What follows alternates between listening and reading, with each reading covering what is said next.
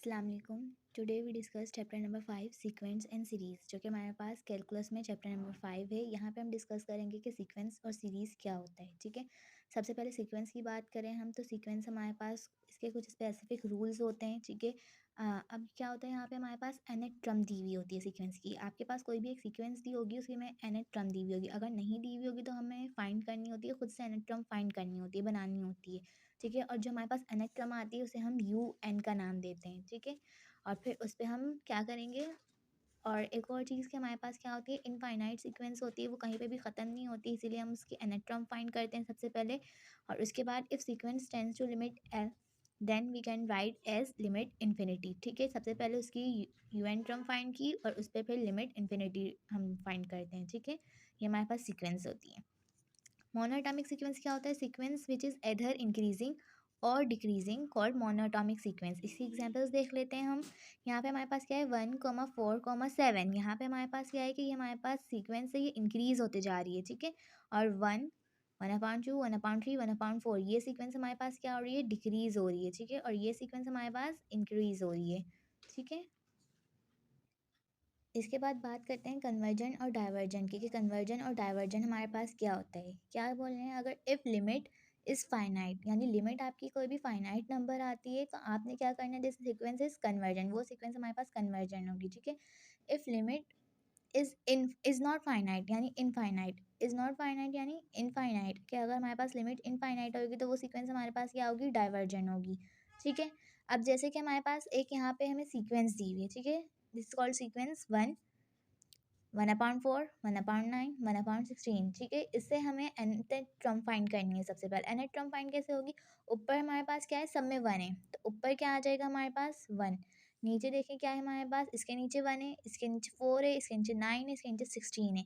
तो इसके nth term कैसे फाइंड करके हमें पता चल रहा है, यहाँ पे 1 है, यहाँ पे 2 होना चाहिए लेकिन 4 है, तो 2 2 ज़ा 4। यहाँ पे 3 होना चाहिए लेकिन 9 है, 4 होना चाहिए 16 है। ये हमें पता चल रहा है कि nth टर्म इसकी क्या बन जाएगी, n स्क्वायर। कैसे, अगर मैं n की जगह 1 पुट करूँ तो 1 ही है, लेकिन n की जगह मैं 2 पुट करूँ तो 2 2 ज़ा 4, 3 पुट करूँ तो 3 3 ज़ा 9, 4 पुट करूँ तो 4 4 ज़ा 16। तो हमारे पास यहाँ पे यू एन क्या बन जाएगा, 1/n²। ठीक है, अब हमने इस पर क्या लिमिट अप्लाई करनी है, limit n tends to infinity. अब मैं अगर यहाँ पे लिमिट अप्लाई कर दूँ 1, इन्फिनिटी का स्क्वायर इन्फिनिटी होता है, और ये चीज़ हमें पता है कि 1/इन्फिनिटी हमारे पास ज़ीरो के इक्वल होती है, और ज़ीरो हमारे पास एक फाइनाइट नंबर है। तो यहाँ पे हमारे पास क्या आ जाएगा, ये सीक्वेंस हमारे पास क्या है, कन्वर्जन है। ठीक है, इसी तरह अगर मैं दूसरे की बात करूँ तो यहाँ पे हमारे पास क्या हो जाएगा, 3, 5, 7, 9, 1 आना चाहिए, 1 नहीं है। ठीक है, तो हम यहाँ पे मैं टर्म कहाँ से बना रही हूँ, 1 से स्टार्ट कर रही हूँ। आप चाहे तो 0 से भी स्टार्ट कर सकते हैं, लेकिन 1 से स्टार्ट कर रही हूँ मैं, तो यहाँ पे 1 है, यानी सबसे पहले तो n तो हो गई होगा। ठीक है, अब यहाँ पे मुझे 3 चाहिए, पहली जो मेरे पास n टर्म आएगी वो 3 पे आनी चाहिए। तो मैं इसमें क्या करूँगी, मेरे पास 3 हो जाए। अगर मैं यहाँ पे 2 मल्टीप्लाई n स्क्वायर करती हूँ, सबसे पहले n स्क्वायर तो 1 का स्क्वायर 1 ही होगा। अब मैं अगर 2 कर दूँ तो 2 1 ज़ा 2, लेकिन मुझे 3 चाहिए, तो मुझे पता है 2 1 ज़ा 2 +1।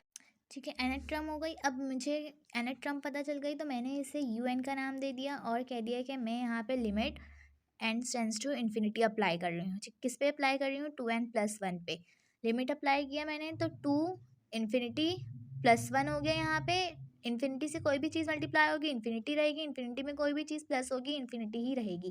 तो यहाँ पे मेरे पास ये जो सीक्वेंस हो गई, ये हमारे पास क्या हो गई, डाइवर्जेंट।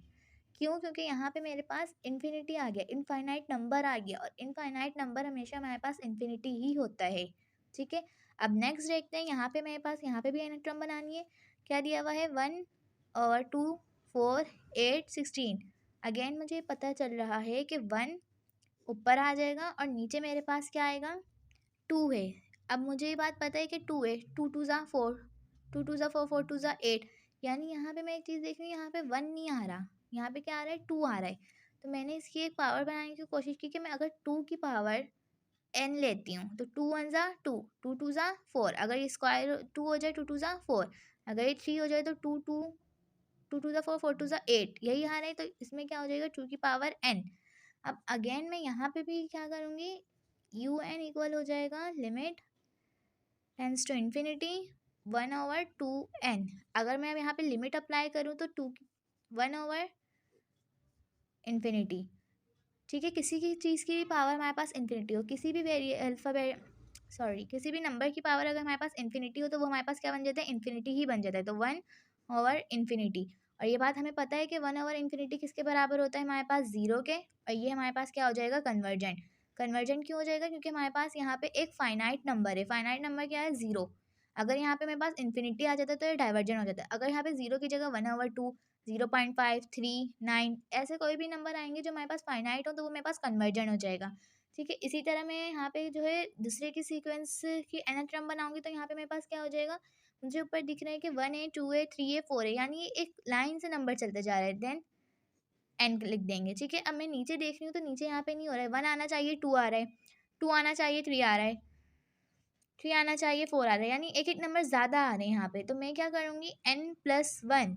ठीक है, अब मैं अगर n की जगह 1 रखती हूँ तो 1+1 2, n की जगह मैं 2 रखती हूँ तो 2+1 3, n की जगह 3 रखती हूँ तो 3+1 4, n की जगह मैं यहाँ पे ऐसे नंबर रखती जाऊँगी और ये मेरे पास आगे टर्म्स बनती जाएंगी। ठीक है, अब मैंने क्या करना है, मुझे un पता चल गया है अपना, तो मैं यहाँ पे लिमिट अप्लाई कर दूँगी, n →∞, n n+1 infinity apply करूँगी। यहाँ पे क्या हो जाएगा मेरे पास, इन्फिनिटी अपॉन इन्फिनिटी प्लस 1।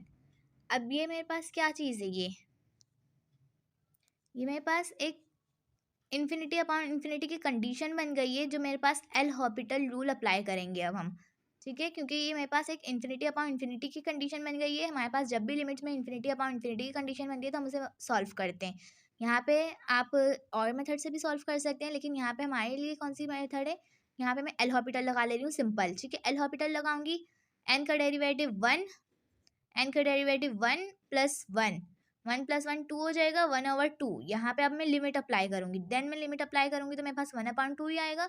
1/2 एक हमारे पास जो है फाइनाइट नंबर है, तो ये सीक्वेंस भी मेरे पास कन्वर्जेंट हो जाएगी।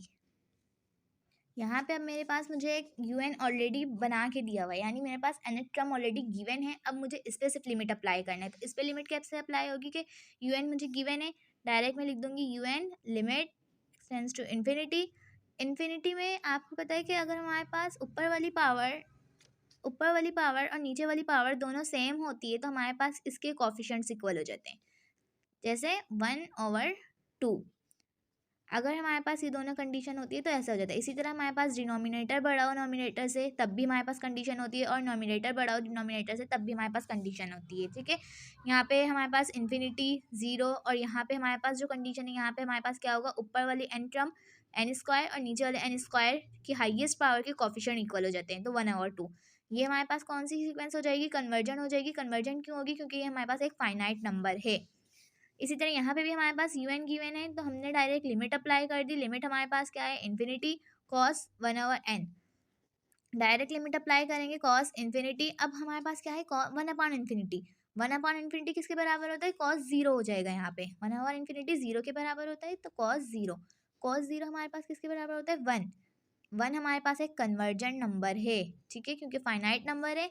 अब ये वाले क्वेश्चन में हमें क्या दिया हुआ है, 1 2² फैक्टोरियल 3² फैक्टोरियल। यहाँ पे nth टर्म गिवन है, क्यों गिवन है और कैसे गिवन है कि हमारे पास 1 है, 2 है, 3 है, 4 है, यानी n टर्म ही जा रही है, बस उस पर स्क्वायर आ जाए तो n², क्योंकि 1 का स्क्वायर तो 1 ही होगा। इसी तरह 2 फैक्टोरियल 3 फैक्टोरियल 4 फैक्टोरियल यानी nth फैक्टोरियल।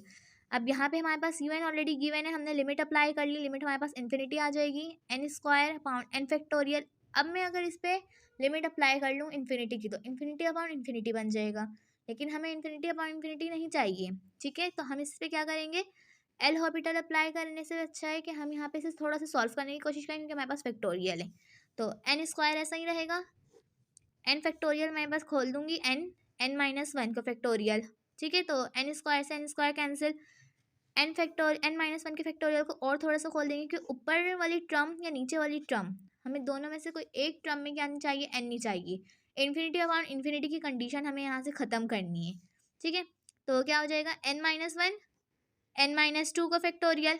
अब मैं यहाँ पे देख रही हूँ कि n-1 में से अगर मैं n कॉमन ले लूँ, ऊपर n ऐसा ही रहेगा, नीचे अगर मैं n कॉमन ले लूँ तो 1-1/n n-2 का फैक्टोरियल।